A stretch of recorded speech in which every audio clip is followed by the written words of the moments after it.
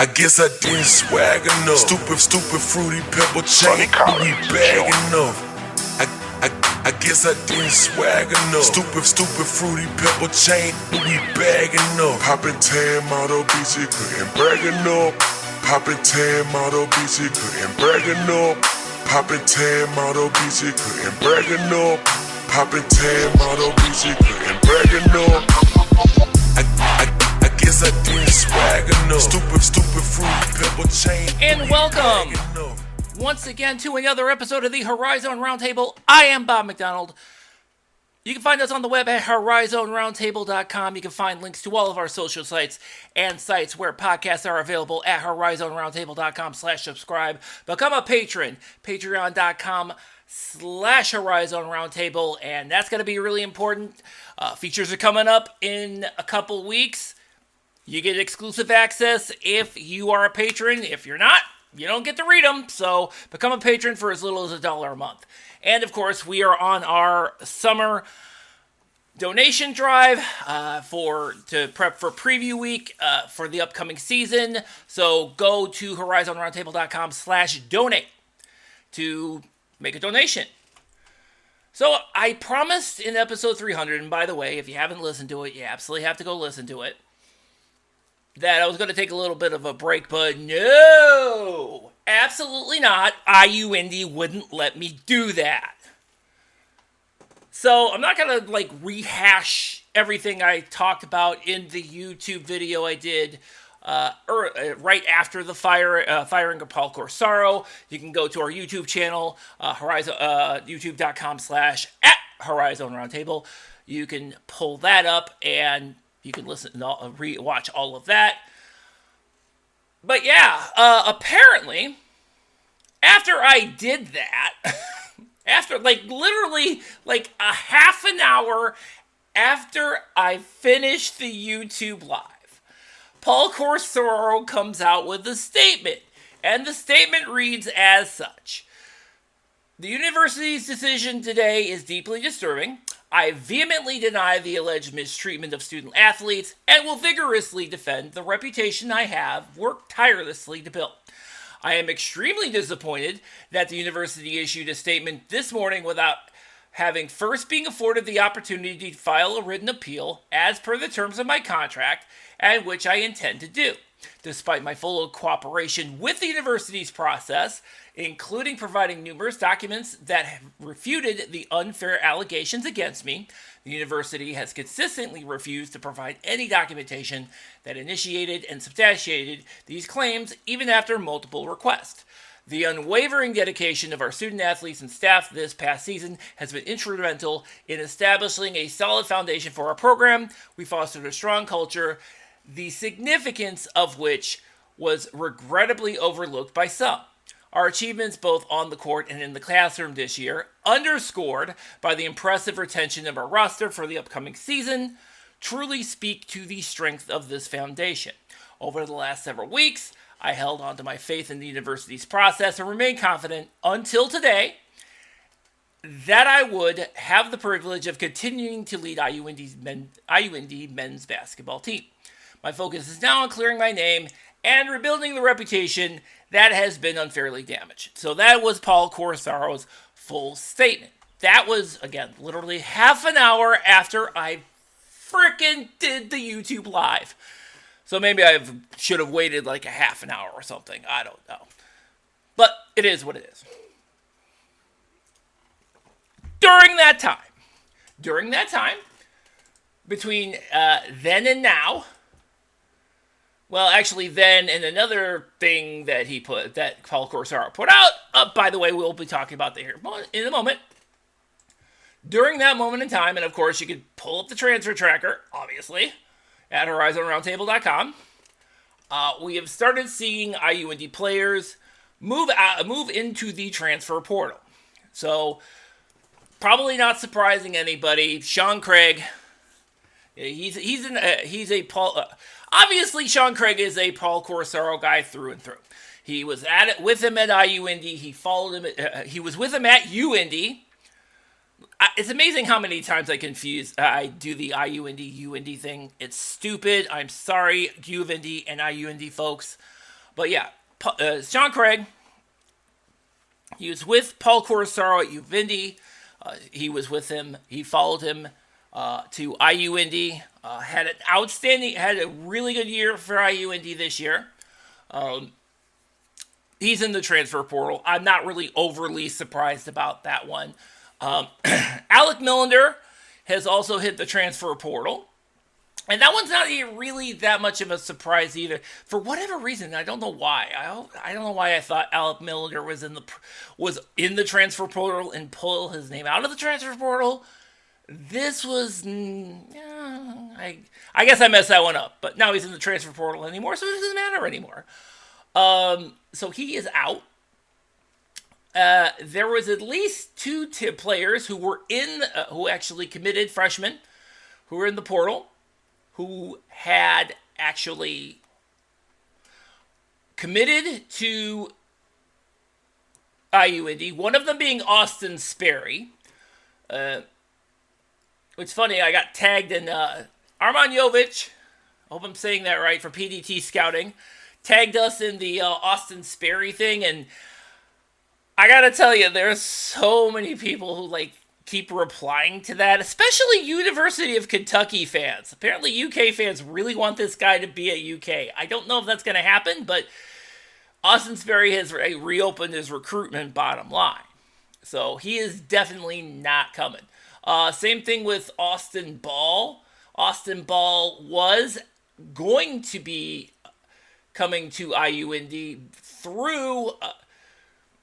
he was going to be coming to IU Indy as a transfer. Obviously, that's not happening anymore. So, yeah, he's over there too. And, I mean, it's not really overly surprising, but, this is where we're at right now. You don't have a coach at IU Indy. The guy who you committed to is no longer there. I mean, this is what happens. I mean, obviously. We just witnessed this a month ago with Cleveland State. So none of this should be a surprise to anybody. At all. And that's fine. So, yeah. So all those folks are out. Now, very importantly, and I guess it should not be a surprise either. Shouldn't be a surprise either that, yeah, this is getting kind of weird. But yeah, so, also not surprising, Deshaun Good, Keenan Garner, both of them hit the transfer portal. And given the freshman seasons that they had, that also is equally not surprising. So that's kind of where we're at. That is on the player front. So as of right now, the other two freshmen, McGuire Mitchell and Gabe Stewart, have not decommitted, nor have the other transfers, Jackson Edwards, Micah Davis, and William Wharton. In addition, Tamaris Brown is also currently staying put. But as we know, things change. Things change significantly, and I guess we shouldn't be surprised that's the case. I mean, really. I mean, how many times have we been down this rodeo? Oh yeah, 4 weeks ago! When Cleveland... but for obviously different reasons. So that's always fun. So, yep. So here's where we're at. So yes, Alec Millender has hit the portal. Deshaun Good and Keenan Garner have also hit the portal. Austin Ball, the George Mason transfer, has re-recruited. Austin Sperry has done the same. Now, this is as of this recording. Obviously, things could change, and they will, of course. But something else changed. But something else happened as these decommits, transfers, all these things kept happening. Paul Corsaro made another statement. Well, these are usually good, right? No, they're not. No, they're not. All right, so this is what Paul Corsaro said. And this came out on Friday. This is Paul Corsaro's second statement. Quote, despite repeated requests from the beginning of the university's investigation until the present day, we have not received the original complaint, the specific details of the accusations against me, or the evidence to support them. Within moments of my termination, the university disseminated news of my dismissal and damaging claims publicly, i.e., through Kyle Nitterip over at the Indy Star and various other news outlets. Clearly, not us, obviously. We get all our for reasons that escape me. For some reason we get a lot of stuff secondhand. We need to stop that. Hook us up, guys. I know that's not the crux of this, but anyway, moving on. All right. So within moments of my termination, the university disseminated news of my dismissal and damaging claims publicly without any factual basis of which I am aware, and before I could exercise my contractual right to a formal appeal.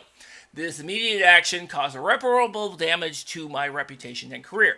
Subsequently, Indiana University has actively hindered my legal team's access to information through deliberate delays. Adding to this, the university today raised an arguable conflict of interest accusation against my legal representation. All right. While the university has demonstrated a consistent lack of operating in good faith at every stage, I remain committed to first pursuing my case through the contractual procedures and further, if necessary. My hope is that the university will begin to act ethically and appropriately as it should have from the start. So that is Paul Corsaro's second statement. Guys, I think I know how this movie ends. Ask me how I know. No, I already know. This is going to court. If you need any further evidence of this, I don't know how Indiana University's process works, but I know how Cleveland State's process works, because we went through this in 2019 and with Dennis Felton, and Dennis Felton pursued to sue. And then, of course, finally, all of the things like the termination letter and things like that from Cleveland State came out. And I truly believe that this is probably going to be the case here.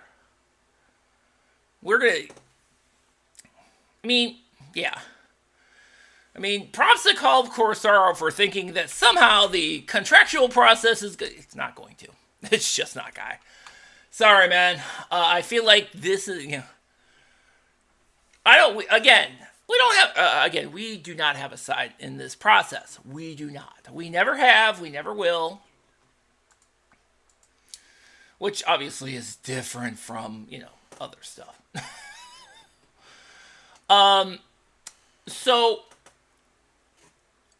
So here's the deal. And this is very important. There are going to be... First of all, no matter what happens, IU Indy is still going through the process of finding a new coach. It is not going... no matter what process of appeal takes place, IU Indy is going to end up with a coach next season that is not Paul Corsaro. So, which means this is going to be about what monies Paul Corsaro is going to be able to recoup. Not just that, but obviously he is most important to him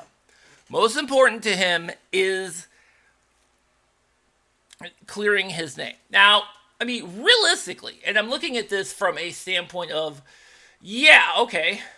so what exactly have you been doing? So, what exactly has come out? Basically, the only thing that's really come out is that hasn't really been, there hasn't been an elaboration of the nature of the mistreatment from, as I mentioned in the YouTube Live, 6 players that have hit the portal. There really hasn't been that much of an elaboration on it. I mean, so the nature of whatever went on hasn't really been outlined, like, a lot. Just that it happened, and it happened to the extent that IU Indy's legal general counsel determined that, yeah, this is a fireable offense. That's pretty much all we know at this point. None of the former players are talking. The only one who is talking is the person who represented them in bringing these accusations to IU Indy, and that's Rex Elliott. He is a Columbus, Ohio-based attorney, and that's who it is. So I guess if you want to hear about the extent of whatever's going on, well, I mean, you got to ask him. And I don't think he's really gonna say much. He hasn't really said that much anyway. But my guess is Rex Elliott blabbed to the Indy Star, and that's kind of how this whole thing came out. And that's because theoretically, because we don't know what happened behind the scenes where the announcement where they talked about who exactly got fired, how the firing process got thing. I mean, remember, this all came out first through Jeff Goodman, right? Didn't come through us. Came through Jeff Goodman. So somebody over at IU Indy told Jeff Goodman, or maybe somebody outside of Jeff Goodman, outside of IU Indy, who had some ties, or maybe Rex Elliott. I don't know. I have no idea. But what I do know is somebody told Jeff Goodman, as is generally the case with these things. Guys, we're right here.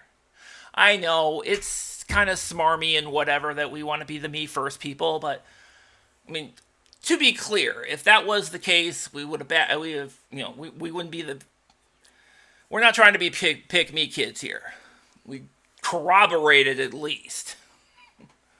But things being as they are. Somebody told Jeff Goodman. Jeff Goodman put it out even before IU Indy probably told. You know how NFL players find out they're getting traded on the internet. I'm gonna venture to guess this is exactly what happened to Paul Corsaro. And then when you take the horse out, once the horse is out of the barn, I mean, IU Indy doesn't have a choice in the matter, but to put out a statement. And their statement was like a 2-sentence thing, where they said there's going to be a change in leadership in men's basketball, and a search is going to start immediately. Okay. That was it. That's all IU Indy did. Whether or not somebody at IU Indy told Jeff Goodman or told Kyle Nedereff, it's basically speculation at this point. For what it looks like, though, the Indy Star was, I mean, it might have been some sources through IU Indy, but definitely there was some quotes in there from this Rex Elliott guy, so he clearly was privy to what was going on, and after Paul Corsaro got fired, I guess he felt the need to, tell everybody what was going on. And he was very, and again, to be clear, the whole extent of whatever was going on going on IU Indy is still pretty vague. I mean, really. Beyond any, internet speculation, I'm sure there's some things going on that have, been posted, but that's a whole other deal. But beyond, to the extent of what was going on, I don't think we're ever really going to get, the full story unless the lawsuit is filed. Yeah. That's what's going to happen. I know. But it's true. I think that's what's going to happen. I think Paul Corsaro is going to file a lawsuit. He's going to have his documentation. And the documentation he's looking for from the IU system, because obviously IU Indy is a part of the full IU system. So obviously this is, the whole inner workings of this will probably work through Bloomington. He'll finally get the documents he's looking for. I mean, that's true. It really is. But as of right now, IU Indy is without a coach. Well, I'm going to flip over to what's going on now within IU Indy. As I mentioned, we've already got a handful of players who have already hit the transfer portal. We've had a couple of players who also have decommitted from IU Indy. And IU Indy is currently without a coach, and they are in the process of putting together, figuring out who their next coach is. Theoretically. And I'm basically basing this off of the Cleveland State timeline. Cleveland State got their whole entire process took maybe, 2 weeks, I think. Incidentally, Cleveland State is slowly but surely is almost done filling out their roster. So, as expected. And as we talked to Rob Summers about kind of the makeup of that roster, exactly a mix of guys out of the portal, JUCO guys, and freshmen. So, he is a man. He's definitely a guy who walks the talk. But back to IU Indy for a minute. So a couple of different things, obviously. Cleveland State and IU Indy using different search firms. Cleveland State uses CSA for their search firm, and IU Indy is using Parker Executive Search.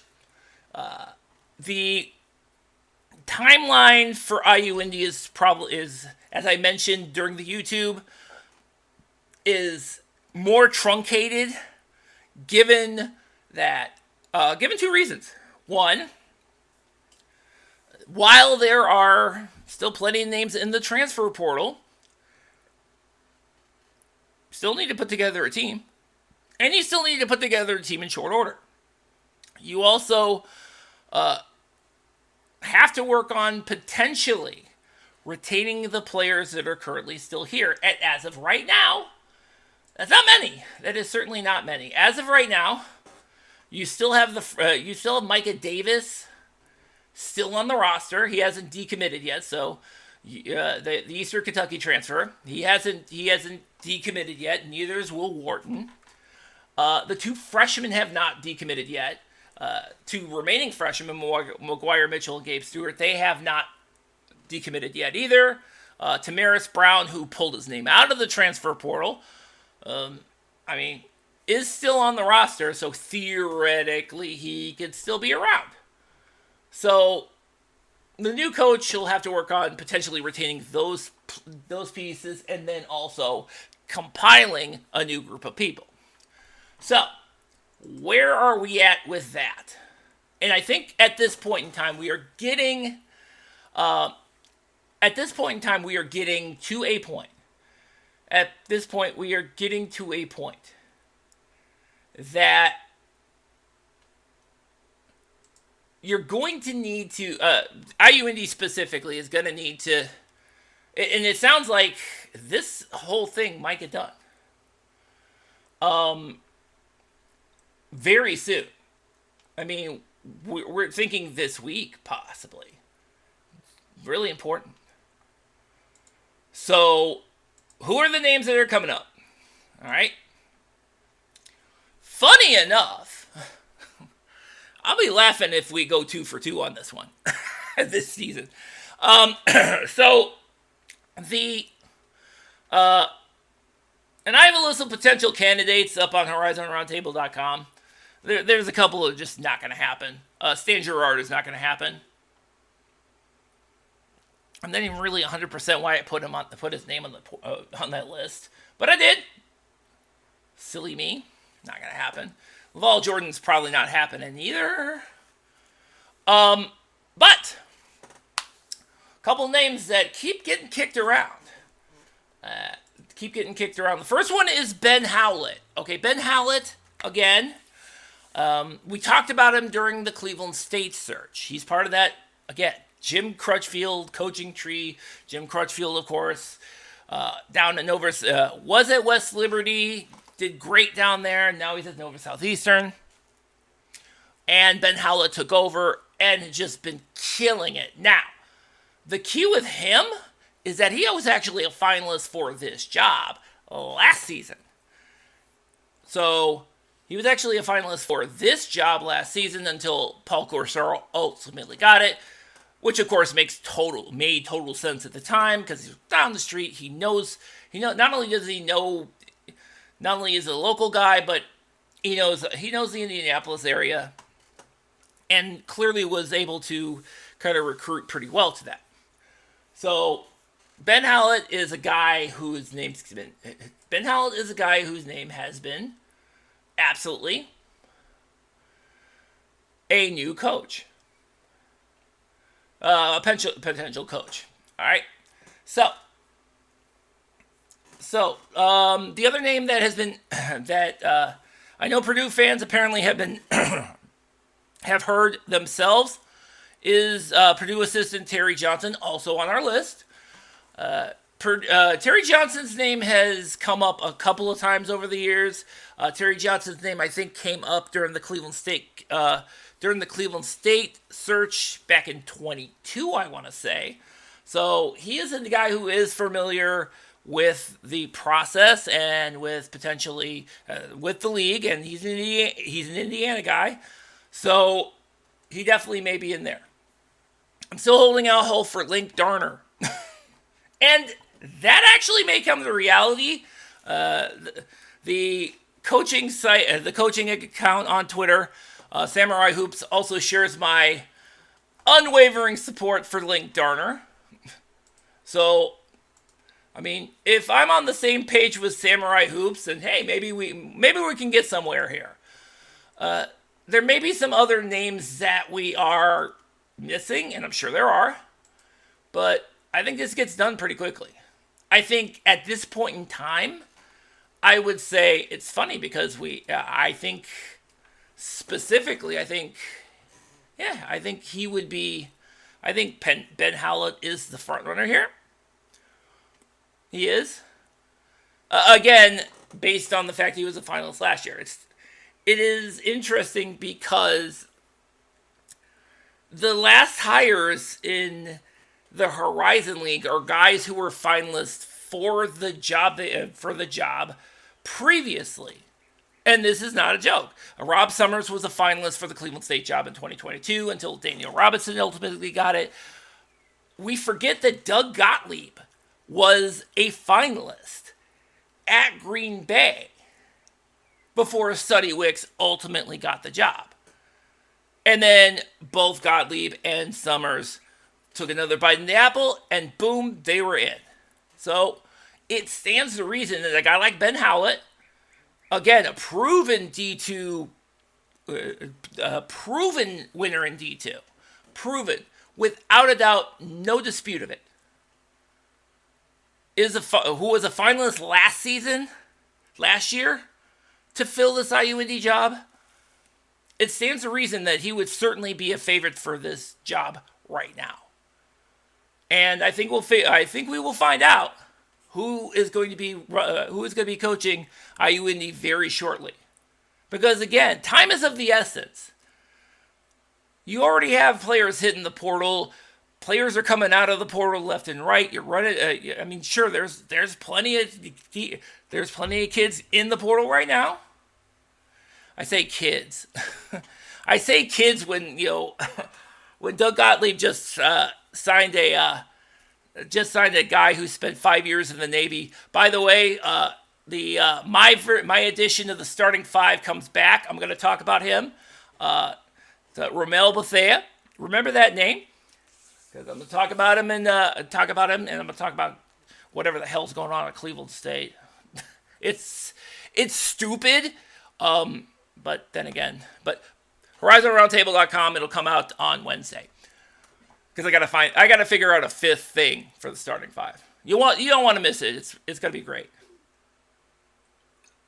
But yeah, you still have plenty of names in the transfer portal, but you don't want to waste any time.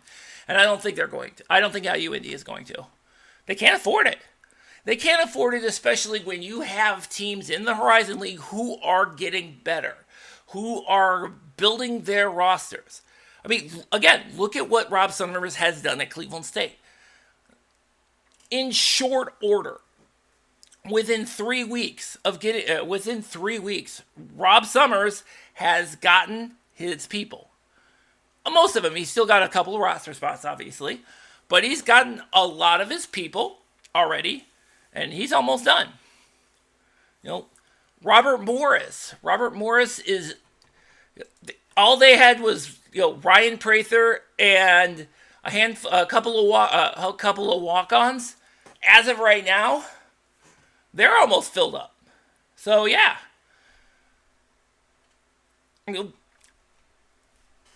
Youngstown State, the only two returning players for them were Jason Nelson and Chris Carroll. Shahid Salebo was a red shirt, so technically he's a returnee, but he's coming in as a freshman. They posted earlier this week that their roster is ready and they're ready to go. So, given the nature of the state of college basketball today, you can get your roster completely put together in a short period.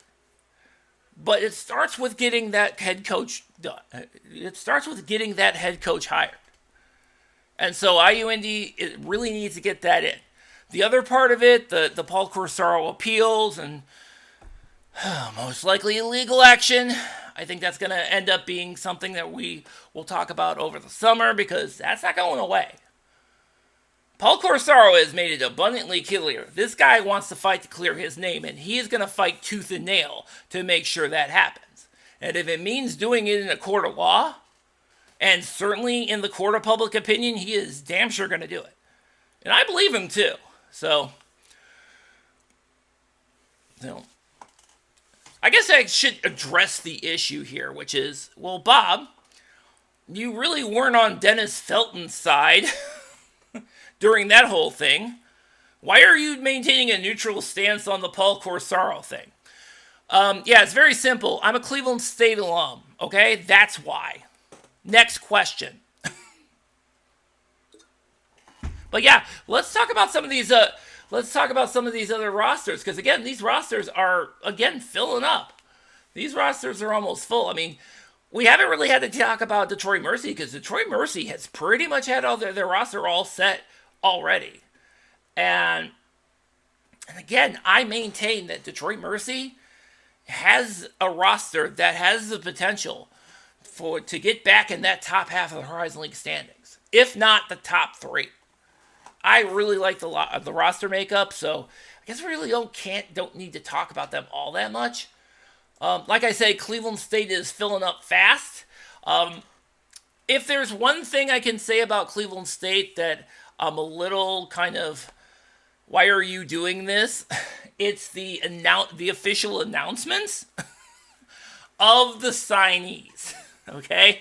As of right now, they have officially announced the following people. They've officially announced Trey Beard, Wako Tessima, Kamari Jones. Kamari Jones was first, as he should have been. Also, Priest Ryan. I feel like I'm missing somebody. Those who have committed, announced they have committed to Cleveland State, but have not actually been announced officially through by Cleveland State. And I'm a little surprised by this one, because I really thought this was going to happen. Foster Wonders hasn't been officially announced. Holden Pierre Lewis. Yes, Holden Pierre Lewis, the Temple transfer. He's official. So Cleveland State officially has Kamari Jones, Trey Beard, Priest Ryan, Wako Tessima, and Holden Pierre Lewis. Now, of course, they also have Ice Emery is announced. Foster Wonders obviously announced. We know about this. David Giddens was the most recent announcement. We also have Lucas Burton and Josiah Harris. And then, of course, Kevo St. Hilaire, the freshman. So, they haven't officially announced those guys yet. Apparently, they're doing this once a day. They're posting the announcements once a day until, I guess, June, I suppose. And they're doing it on weekdays. Apparently, we're not going to see them on weekends. we know these guys are good. We know these guys are going to come in. Oh, and Alex Pacis, the other freshman signing. So we know these guys are good. So I guess we'll be seeing them soon, theoretically. Not theoretically. These guys have already announced their commitments. It's just a matter of time before they're Twitter official, Twitter and IG official, because they announced them both on Twitter and IG. As I mentioned, Robert Morris is also putting in some work.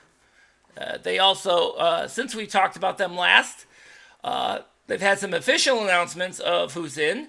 Josh Hill, Tazir Smith, Albert Vargas, Cam Kearney, Nikolaius Chikudis. All those guys have officially announced. Caleb Brown, the Caleb Brown, the transfer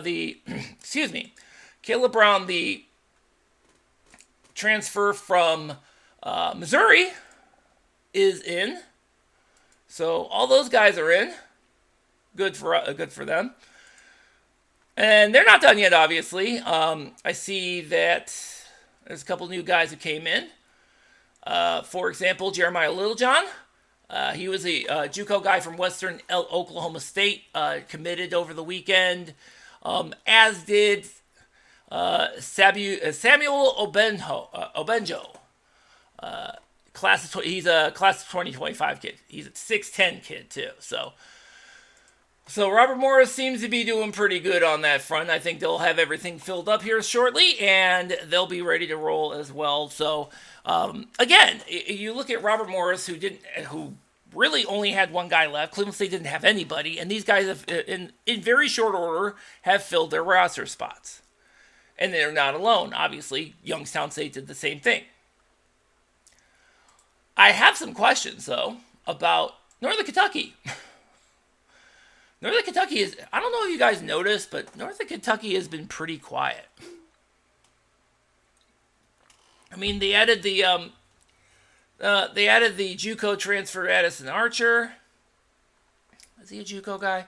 See, I don't even read my own. So, I mean, they got Sean Nelson, Cale Robinson, and Tate Dozier kind of early, and then I think the last person they got in was Addison Archer, the JUCO transfer, and that's been about it for them. And maybe I missed something that they don't really need anybody, and that could be very well true. And it could. But I guess the lingering question for Northern Kentucky, and these announcements are coming soon, have been kind of trickling out of the NCAA, is Sam Vinson coming back? My understanding is that they are appealing. They put in an appeal. They put in a request for a waiver for Sam Vinson because obviously he should have an extra year of eligibility given that his junior year was cut short because of the knee injury. I don't know if that's going to be the case. The NCAA hasn't really said anything. So I think that's kind of the lingering question for them. And I think at this point in time, I don't know if they're going to go in the running assumption that he's not coming back. I don't know. They need him because as of right now, Sean Nelson is their only point guard.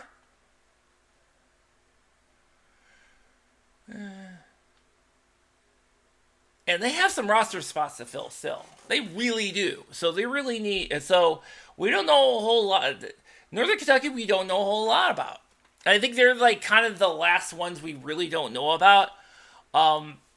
Because most everybody else has been pretty well. Most of the rest of the rosters are pretty well full up. Now, with that said, I should point out one thing. And this is related to the house settlement that, as I mentioned during the YouTube live, I don't know if it's going to get done. But if it does get done, the Horizon League schools have agreed to kind of adhere to opt into the house settlement guidelines. And one of the guidelines is the roster limit. which is 15. And 15 means that it could be a mix of... And 15 means it could be a mix of scholarship players and walk-ons, but that's a hard limit. So when they hit 15, that's it. They can't have any more players. So I know I had tweeted out a thing about. I know we had tweeted out a thing a couple weeks ago about how many roster spots are left, and clearly not knowing this part, and I probably should have. So I have absolutely no idea exactly how that whole thing is going to work, but there may be some additional players that kind of trickle in before then, and I think that's going to be something that we got to look out for. So that's going to be something to look out for as well, because teams like Green Bay. Again, I mentioned that they added the ex-Sailor. I just gave it away, but anyway, you could talk about you can actually read that in the upcoming starting five, first starting five of the off season. So I'm looking forward to that. But yeah, so teams like Green Bay could grab another guy. Teams like Wright State could grab another guy. In fact, they did with Seth Hubbard, the Toledo transfer. So, I mean, there's going to be some last-minute guys that you don't expect coming in. And again, remember, Cleveland State and Robert Morris still have some spots to fill, so you definitely want to check those out. Oakland may bring in a guy that we're not expecting. It's going to happen, like they just did with Michael Hoge. And I'm definitely, I don't believe, and of course, as I'm reading this, I didn't put him in. So, I do have to update the transfer tracker. But all of these things are going to happen. And I think about this, too, because of one thing. Summer workouts are going to start here very soon, in a lot of cases. Not to mention the fact that, especially, at least in school, summer semester is starting for schools. So these teams are going to want to get those guys in to register for summer classes. Depending upon the school, I mean, I know a lot of them have like first and second sessions in the summertime. So some of the freshmen will probably come in during the second session. But all that off-season work has to start happening.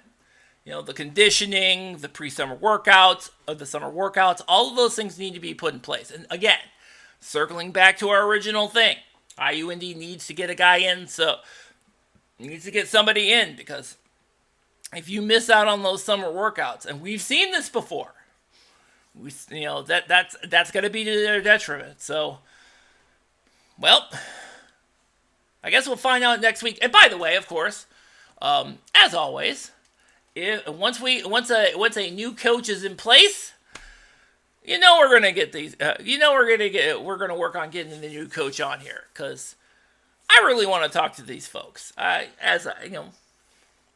like to make a first good impression. I do. I mean, I will ruin it later on, but yes, I do enjoy making a good first impression with our new coaches. So, it's gonna wrap it up for us. So, probably the next episode is going to be an interview with the new IU Indy head coach. Until then, HorizonRoundtable.com. That is where you can find our articles and our previous podcast episodes.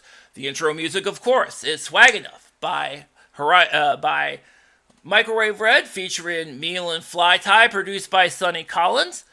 And you can pull us up wherever podcasts are available. You can pull us up on your Amazon or Google devices. So tune in next time. Until then, thank you all for listening.